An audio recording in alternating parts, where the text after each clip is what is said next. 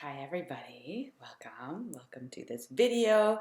Welcome to day 17 of 30 days of illumination.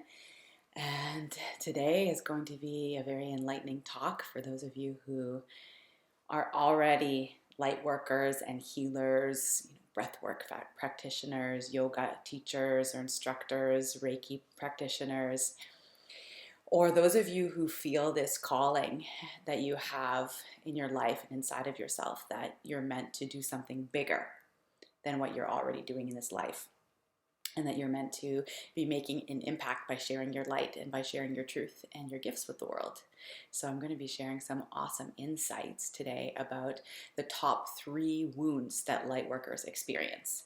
So I'm very excited to share this with you, and I look forward to all your comments and aha moments. Feel free to share in the comments below, and let me know what comes up for you as I share this topic. So yay, I'm so happy you're here. Thank you for being here live with me. So good. So I'm Sarah Shirley. I'm an intuitive healer, a spiritual teacher, a channel, a medicine woman, and I help people to figure out the wounds that are blocking them and to learn how to alchemize them by getting to the root cause of what's there, what's in the way, and what's blocking them, and finding ways to heal at the root of that wound so that you can come back into your power, come back into your fullness, your truth, your authenticity, and to share your light with the world. And this has been very much my own journey of healing so many layers of wounding that I was carrying from my childhood, very difficult childhood that I experienced, from many past lives that I've lived, and from an ancestry that is carrying quite a lot of wounding as well. So I know all the wounds that I'm going to be talking to you about today, I know them personally because I have lived them, experienced them, and worked through transmuting them. And that's kind of the beauty of someone who's been through hardship. I'm going to be talking about that on day 20, understanding why you've been through hardship and how you can look at that with maybe a new perspective.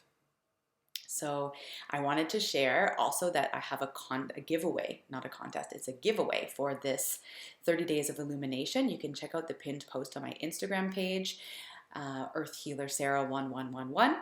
And you can enter the contest. All the details are there. It's available until March 8th, and I'll be gifting away to the winner a one-on-one intuitive healing session with me. So we'll go deep into something that you want to work on and alchemize it together. It's going to be quite potent and powerful, and so I hope that you can participate in the contest and share with the people that you love. So let's dive into the topic for today. So the top 3 wounds that light workers experience. And again, let me know what resonates with you and what feels true in your personal experience right now, and maybe even things that you've already worked on and transmuted in your life. So number 1, they're not necessarily in order, but maybe they are. So the persecution wound. This is a big wound that impacts many light workers, and it usually resides in the throat and the solar plexus. The throat being our center of self-expression, of speaking our truth, of being ourselves in the world. It's also very much related to our purpose. And the solar plexus is our center of self-love, self-empowerment. It's also our willpower. But a big piece of it is the self-love, loving who we are and feeling safe in the world to be ourselves. They're very connected, the solar plexus and the throat chakra as well. So the persecution wound, let's dive into that a little bit.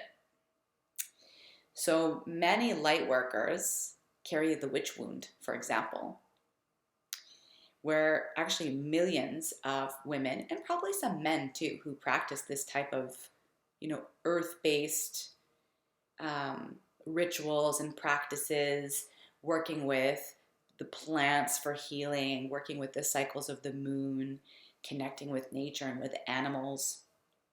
And so many, many, many of us, millions, were killed in past lives when we were in our power as witches and light workers.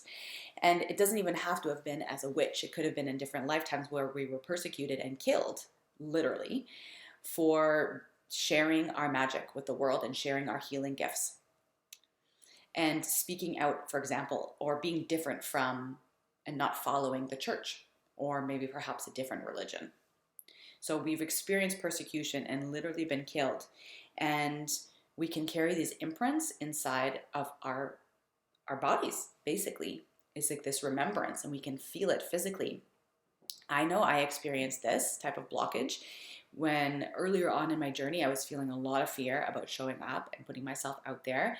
And with my teacher at the time, we did a healing to connect with a past life where I was a witch, like an alchemist, and making powerful tinctures in the forest, living a very kind of successful life at the time for, what I was doing. And we found out, like, they came to get me, and I was persecuted and burned. And that left a big imprint in the throat because it's a lot of fear. And so we can go back and alchemize those wounds by doing shadow work and exploring what are your wounds that you're carrying. Another client of mine, actually, when we were working together, I could sense like a noose around her neck. She had been hanged in a past life. And I'm sorry for the gruesome details, but it's important to know these types of things so that you can work through any blockages that you might be experiencing in your field because of this past life persecution you may have experienced. So this persecution wound, it holds us back because there's a lot of fear because we've literally been killed for just sharing our healing gifts with the world. And so until we clear that and work with it and alchemize it at the core level, it's going to stay there. And it holds us back from putting ourselves out there, from showing up online on video, where there's actually this like subconscious fear, like I'm going to be hurt or harmed. Or rejected is another big one, because we may have been rejected in past lives, or maybe our ancestors were rejected for sharing our gifts and our light with the world, or maybe in a past life as well. Childhood, or we can also experience, this type of rejection in our childhood, where perhaps when you were little, you had gifts that were activated and awakened, and your family members or people around you told you to turn that off because it's dangerous, or they were scared of your gifts. So it can create blockage in the throat, this fear of putting ourselves out there and fear of persecution. So that's the number one blockage that I wanted to share with you today that Lightworkers experience. I'm curious if you feel blockage in your throat. This is like probably one of the most common ones I've experienced with all the light workers that I've worked with and helped activate in my training programs. And I've seen it in many of my close friends because they're all also light workers. So the second wound is around self-worth. So oftentimes, those of us who are light workers and called to the healing arts and the esoteric part of life, we are highly sensitive, we are empathic, and we can feel deeply. And especially because of that, sometimes we can get more wounded in our childhood, for example, because we're so sensitive. And, kind of what's coming through intuitively, I think, is many of us didn't really receive the nourishment we needed as children, as highly sensitive beings. And so we felt like something was wrong with us. Let me know if that resonates for you, that you've had this feeling many times throughout your life, like something's wrong with you. I know I've had that like a lot, actually. I've had that a lot around like how much I feel, for example, or how sensitive I am. Like people have told me so many times, like, oh, you're too much, you're too sensitive, you're too needy, and things like that. And it's hurtful. And so as sensitive beings, we can get a lot of wounding that happens inside our solar plexus. And that's our center of self-worth. It's also our center of self-empowerment and of willpower.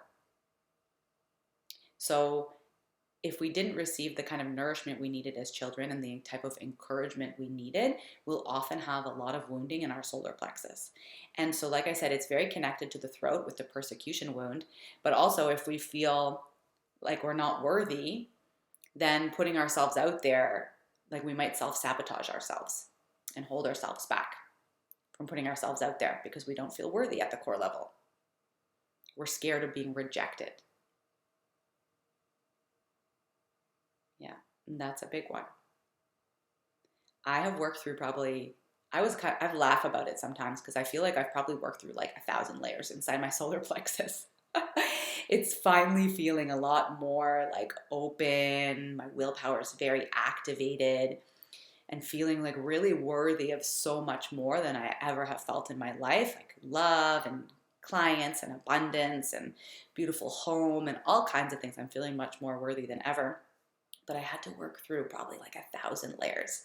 And I was laughing, telling a friend about it. It's like, I think for like 2 to 3 years straight, it was just like so much work on my solar plexus of feeling worthy, of feeling empowered, of clearing away judgment and father wounds and all kinds of things.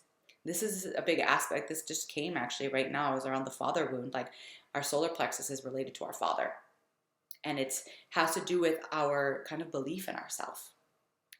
So if you don't really believe in yourself and you hold yourself back a lot, then there might be some father wounds to explore. Like, what was your relationship like with your father? Did you feel supported and encouraged? The father's role, I kind of always see it as like giving you as a kid like a little tap on the butt and being like, you can do it, I believe in you. Pushing you, pushing you to go past your edges a little bit. That I feel like is the loving father energy, who's like, yes, I believe in you, go. And so we can practice that for ourselves as well. Yeah, some sharing here, childhood trauma that I've stashed. Yeah. And that can play such a big role for us in our lives. I'm going to be talking about inner child healing tomorrow and the next day. So I definitely hope you come back to check it out. But like our childhood wounds can really impact our lives like in incredible ways, because there's like a fragment of our soul that stays stuck in that time and space. And we stay at that level in certain ways. And it prevents us from really fully stepping into our power and our adulthood and our sovereignty. It's like, I'll give an example. I had a really severe abandonment wound from my childhood. And the time it was the most pronounced was when I was 7 years old. So I went back and I worked with that version of my inner child, probably in 3 different deep dive sessions, to go back and heal my inner child for the abandonment wound. And what would happen is in my adulthood, the abandonment wound would play out in love relationships, in friendships, in family relationships, and it would create a lot of anxiety. And it made me feel very isolated and alone, and I was totally disconnected. So some of that work, doing that work, is incredibly powerful, because we go back and we give that love to our inner child, that support, that connection that we needed at that time. And as adults now, especially if you're called towards this work, I can bet that you're in a place you can actually handle it, to go back and feel what's present. So I'll share more about that tomorrow and on day 19 as well for inner child healing. So far we've talked about the persecution wound. We've talked about the solar plexus and self-worth. And then lastly, I wanted to share around this wound that many of us carry around not belonging. I'm curious how those words land for you when I say them, not belonging. And if you carry wounding around that, around feeling like you don't belong. I have worked with many clients who are starseeds, who come from the stars, who are star beings, and who have quite elaborate, or not elaborate, but developed intuition and intuitive gifts already. And many starseeds feel like they don't belong here on Earth. And I've heard people say that directly. I feel like I don't belong here. I feel like I'm from another planet. And if you feel that way, it's probably because you are. And you're not alone, because there are many, many starseeds, coming out of the closet. And there are lots of teachers out there who teach about it. I personally feel like I'm an elemental, like I'm from the forest realm, like the spirit of a tree, and I connect with the fairies and the rivers and all of nature. I really feel like I'm from that kind of realm. And but if you are a starseed, I also still have that, that feeling of not belonging. Despite feeling like I definitely come from the earth originally, I have struggled with that feeling of not belonging and not fitting in. And many light workers do. because you might be, like I said, from a different planet, but also it could be just because you're so highly sensitive, or you notice things that most people don't notice, or you have really deep compassion, or you feel really intensely. Maybe there is some part of you that is really different, but I can guarantee there are a lot more people out there like you who share these similar qualities, because as I shared in a very early session of 30 Days of Illumination, I talked about the signs that you're highly sensitive, or the qualities of being highly sensitive, and one of those is, oh, I lost my train of thought. That's very interesting. I just completely went blank.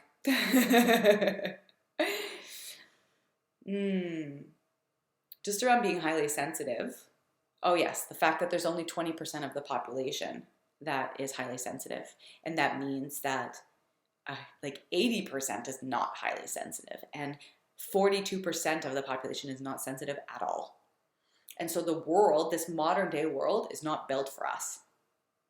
All the stimulation, all the fast-paced energy, it's not made for highly sensitive people.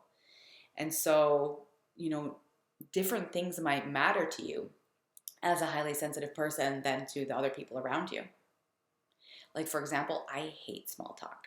I avoid it at all costs. Like, I really dislike having small talk. It makes me feel very uncomfortable. And other people, that's all they do actually, is have small talk with others. And they never really go deep. And so I noticed, like, I went out for dinner with some of my extended family a few months ago for my cousin's birthday, and we're sitting at the table and everyone was on their cell phones, checking and looking at pictures and stuff. And I was just sitting there like, do. And at the end of the night, I actually felt kind of lonely and sad, because I was like, oh, I feel like we didn't really connect. And it would have felt nice to connect more deeply. So this is a big wound that many of us experience, is not belonging. And whether you feel that way or you're working with others who feel that way, a really big support can be to spend a lot of time grounding. Feeling your roots connect down into the earth, putting your bare feet on the earth, going and laying outside on the snow if you're in the north and it's winter. Really connecting with the earth and feeling this connection, because it's here. You are connected and you do belong. Otherwise, you wouldn't be here.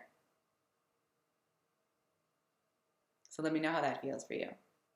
And I would love to know, which of these top 3 wounds do you resonate the most with?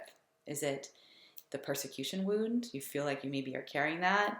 The self-worth wound of the solar plexus and believing in yourself? Or is it around not belonging? Which one do you feel like impacts you the most, or that you're carrying still to this day? So that's it for today, what I wanted to share with you. I just announced yesterday that I'm now offering oracle card readings online. And these are a really amazing way to work with me one-on-one at the most affordable price. You can check out the link in my bio or send me a DM. If you're watching on YouTube, I'll put the link in the comments as well. And I'll be offering like a space to come together in a sacred space where you can ask me questions, and I'll do a 3-card or a 6-card reading for you, and we'll go in and I'll give you wisdom and steps on how to move forward in your life. So if this calls to you and you want to connect one-on-one with me for an oracle card reading, you can do that. And tomorrow I'm going to be sharing about what your inner child truly needs from you. The following day, why inner child healing works. And then the day after that, I'll be talking about understanding why you've been through hardship in your life. So I hope you'll join me for those lives. And I'm looking forward to seeing you again. And don't forget to check out the giveaway that's pinned in my Instagram feed right now. Okay, I'm sending you so much love, and I'll see you again tomorrow. Bye, everyone.